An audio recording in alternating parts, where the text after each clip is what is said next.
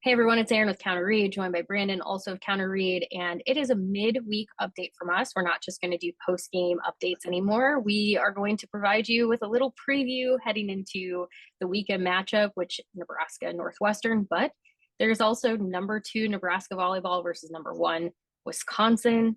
So we'll talk about that too. But first, Brandon, how are you? I'm doing well, thank you.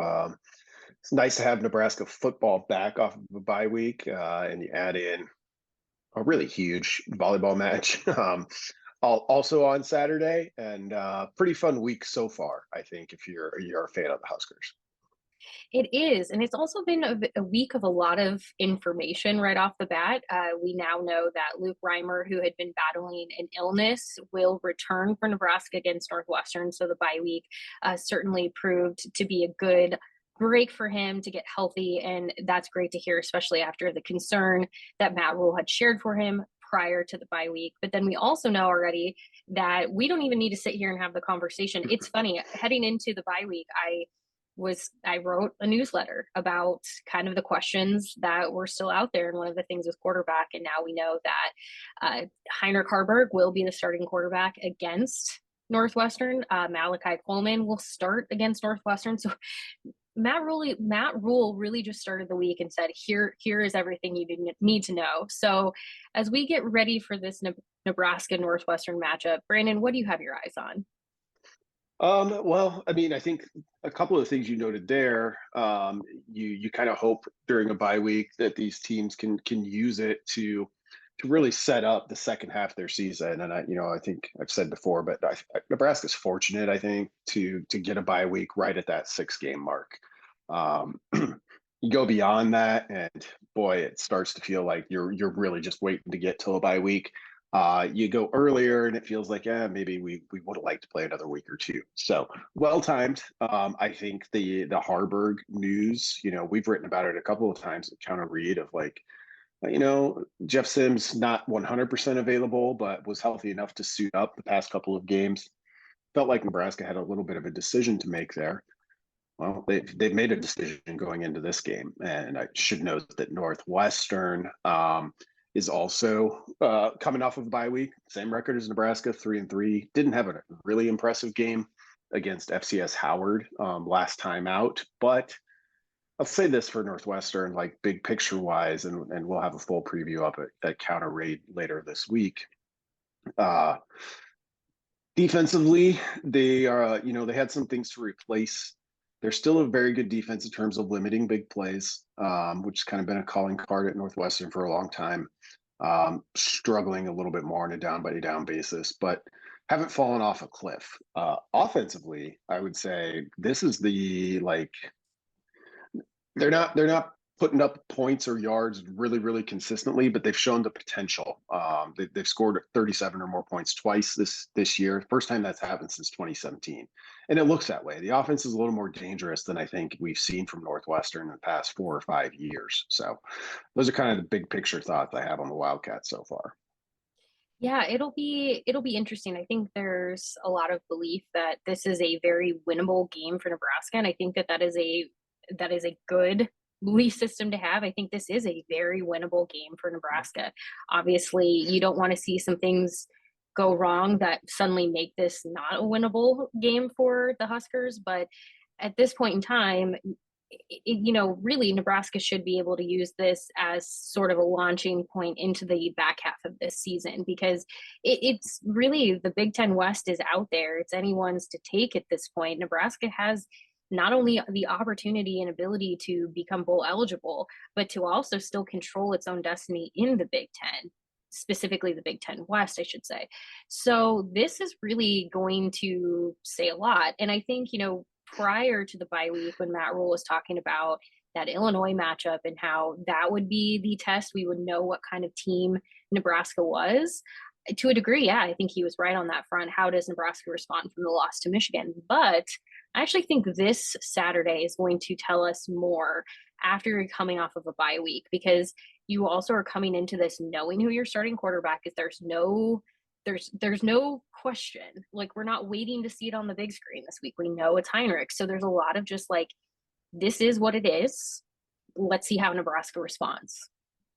Yeah, and we heard something similar from Rule early in the week. He said something similar along the lines of like, "We'll find out what kind of coach I am." He didn't put it so much on the team, but he showed up to his Monday press conference wearing a sweatshirt I hadn't seen before that said 0-0, which was a mantra we heard a lot going into that Illinois game. And I'm curious, maybe they've been saying it all season long, and we just haven't been privy to it yet. I'm kind of curious. Like, it seems like that has become something that they hit on, that they're like, oh, this worked. It at least worked against Northwestern. Of like, Nebraska jumped out to not a huge lead, but it was ahead. It led the entire Illinois game. And, that approach of doesn't matter. This drive, it's 0-0.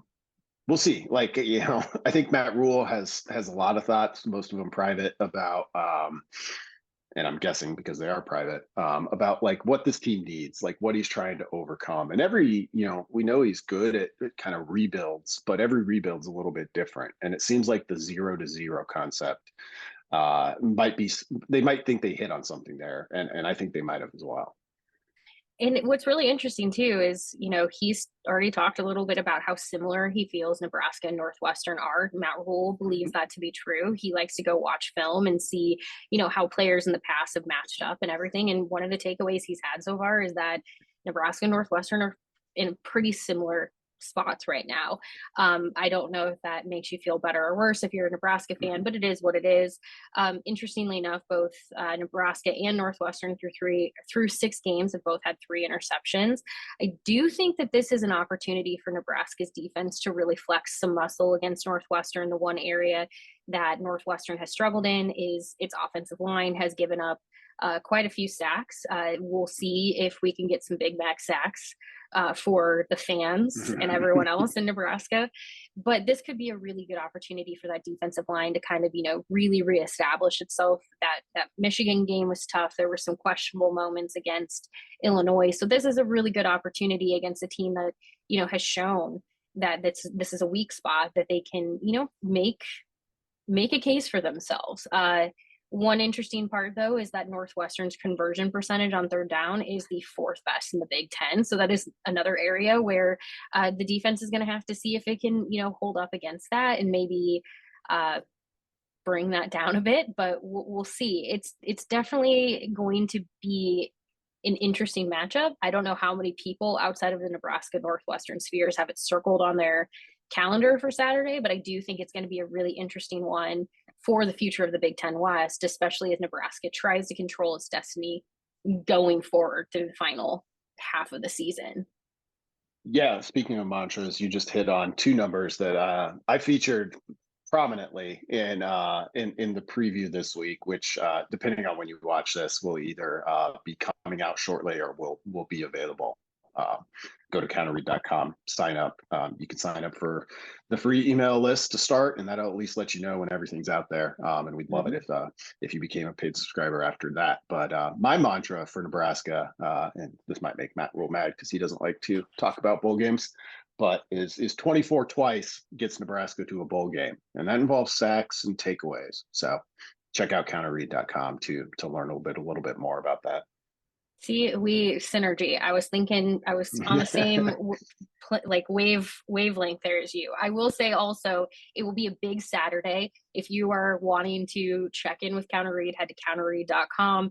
You can also follow Brandon and I on Twitter. I'm at Aaron Sorensen. I was about to give you my Instagram handle at Aaron Sorensen, at Brandon L. Vogel, and we will have updates because I will also be in attendance at Devaney for #1 Wisconsin versus #2 Nebraska. I will say, depending on when you're watching this, John Cook didn't want to talk a lot about that this week to start because Nebraska still has to face Northwestern, another Northwestern, but Nebraska volleyball has to face Northwestern Wednesday night to get themselves beyond that to start thinking about #1 Wisconsin. So, I mean, I did a little bit of the thinking for Cook because he's not going to want to talk about these things, but this is a tough matchup for Nebraska. The 2 programs have met 20 times since 2011 when Nebraska joined the Big Ten Conference. Of that, Wisconsin has won 12 to Nebraska's 8. The Badgers are currently on a 10-game winning streak against Nebraska, which is key. It's been since September 30th, 2017, since Nebraska won against Wisconsin. And last year, when they met in November, Nebraska fell 3-1. The part that's like really impressive is Wisconsin is currently on a 27 straight set win. Like they've won 27 straight sets. That is a big deal. Nebraska is going to have it's going to have its challenge. There's a challenge this weekend. We will be there. I will be eager to see how Nebraska matches up with this Wisconsin team in 2023.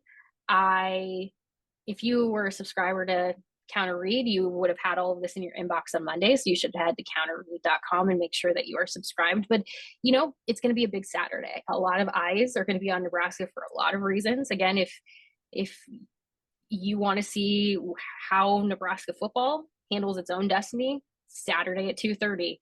If you want to see how Nebraska volleyball stacks up against the number one team in the country right now, Saturday at the Devaney Center. So it's going to be a big weekend for Nebraska sports. And that's not even mentioning all the other things that are happening this weekend as well. Yeah, I really try not to do this because volleyball more than stands on its own and make comparisons between volleyball and football or any, really any sports. But like this Wisconsin matchup on Saturday night kind of reminds me, and I know generationally, Nebraskans, Husker fans, kind of have a different relationship with rivalry in football. I'm old, so for me, it was always Oklahoma, and just some of those numbers that you mentioned, and that were in what your Monday newsletter this week. It reminds me of Nebraska, Oklahoma a little bit. Like nobody questions that Nebraska volleyball is very good, elite. In fact, it's just been on this run where Wisconsin has been the team that it hasn't been able to get by, and is this the time that changes? Nebraska, will have a raucous home crowd at its back. Also, like defensively, Nebraska is always going to be really strong, but I think the difference is this year is they're really getting some more production on the outside. I think they have so far this season it's looked like have the sort of players who just win one-on-one against teams like Wisconsin. So we'll see if that plays out. As long as that defense holds, I think they'll be in a pretty good spot to hang tight with Wisconsin and hopefully have a much different outcome than we have seen. I would love to see it get to 5 sets. I know that would be stressful, but it would be a heck of a match. But we will be back on Saturday with even more post game. Here's the thing. If you're ever watching these videos and you have questions, or if you want us to talk about certain things, go ahead and leave them in the comments. We are doing our best to read through. There was a couple of videos ago where a lot of you had a lot of thoughts and questions, and that was amazing. Bye week, you could tell you were all taking a break, which hopefully you enjoyed whatever you were doing over your bye week. But we will have even more. So just go ahead, subscribe to this channel. Go ahead, head to counterread.com and become a subscriber. Even if it's a free subscriber to start, we'd love to earn your trust. But it's gonna be a fun weekend. When you see me again, I will be at Devaney because I will be reporting post football from volleyball. It's going to be great. So with that, Brandon, I appreciate your time today. Yeah, thank you. Looking forward to Saturday. It's going to be a fun one.